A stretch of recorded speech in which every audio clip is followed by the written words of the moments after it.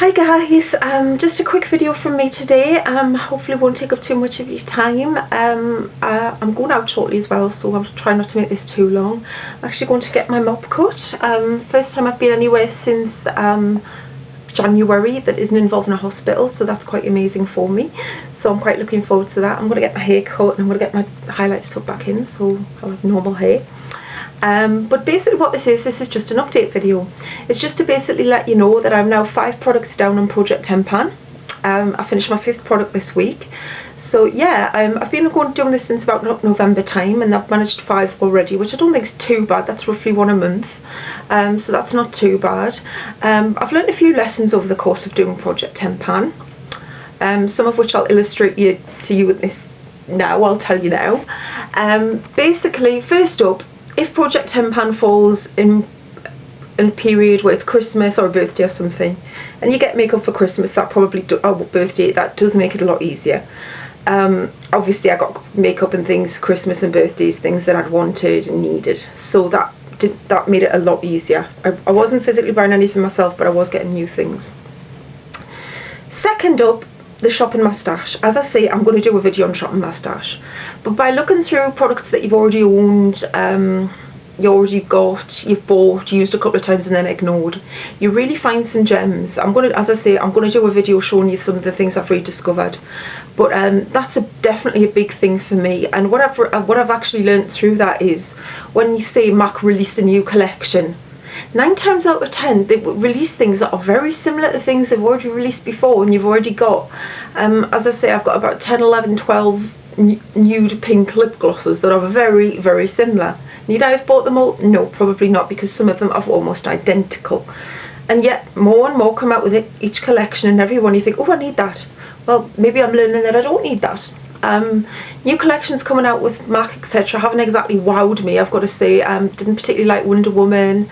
Didn't like that at all. Some of the pigmentation looked really bad and I wasn't keen on the packaging. So yeah, before actually jumping into buying a new collection item or something, or the latest must-have item, I've actually looked at my collection and say, what have I got that's similar to that create the same effect or what have you. I'm actually wearing a product at the moment that was very similar to one of the paint pots from Champale. It's an Estee Lauder double wear cream shadow that I got over the summer, and it was virtually identical when I swatched it, and it actually lasted probably longer than a paint pot would. So I saved money there, and I saved, you know, Project 10 Pan. So that's just a message to everyone. Before you jump out and buy the latest MAC eyeshadow, etc., the latest MAC lip gloss, see what you've already got, because I guarantee 9 times out of 10 you will find something that's similar, and I've definitely been doing that, and that is true.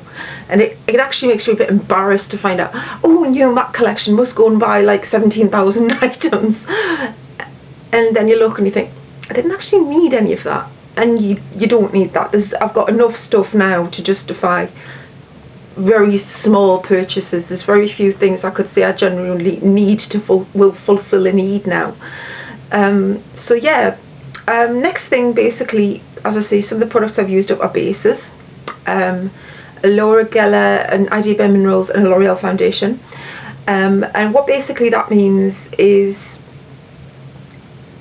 what I've established from that, I kind of half use things, or I'll use them for different purposes. I'll use something for so long and then I'll move on to the next thing to try. And this is especially true, I suppose, when you're trying things for blogs. You send things to review, or you have things to review, you try that, you leave it half open, and then you move on to the next thing. So yeah, a lot of the products I've finished were half or 3/4 used. I haven't used a product from scratch during the Project 10 Pan, but I've discovered that, yeah, maybe try and use something up before you move on to something else.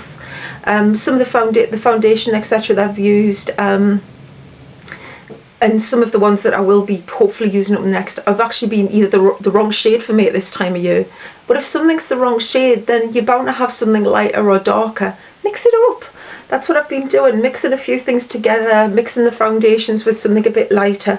The L'Oreal foundation I finished is actually a bit dark for me in the winter, so I found something to mix it with that meant I could actually finish it, and, you know, get it out the way.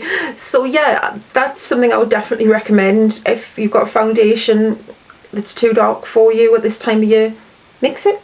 You can buy products to mix it with. or better still, have a look through your collection and see if you can lighten it or something. So I've done that, and as a result I've managed to finish a product, and hopefully I've got another one on the way which I've been doing something similar to. But yeah, I've definitely learned a few lessons so far. I mean, I've got 5 products left to go. Next one up is possibly going to be a primer. I've also got another mascara on the way out, because obviously you've got to have 4 mascaras open at once, haven't you? No, you don't. I don't know why people do that.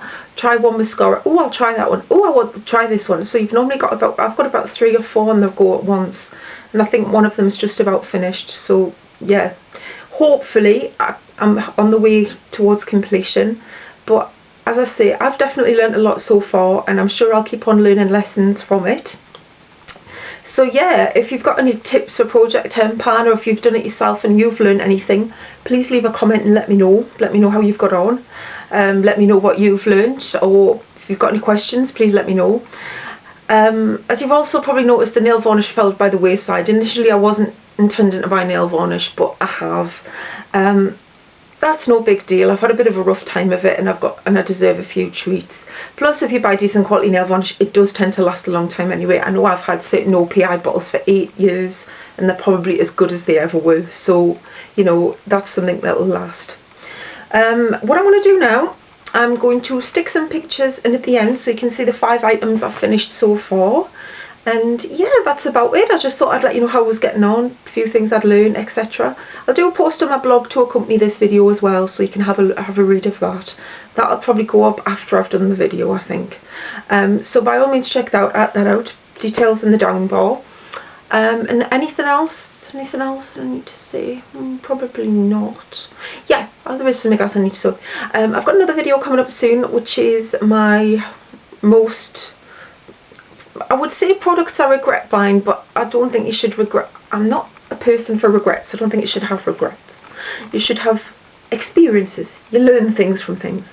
So it'd be more overrated products, I think I'd use. Things I bought that I haven't particularly liked, and there are a few controversial ones in there, I'm afraid.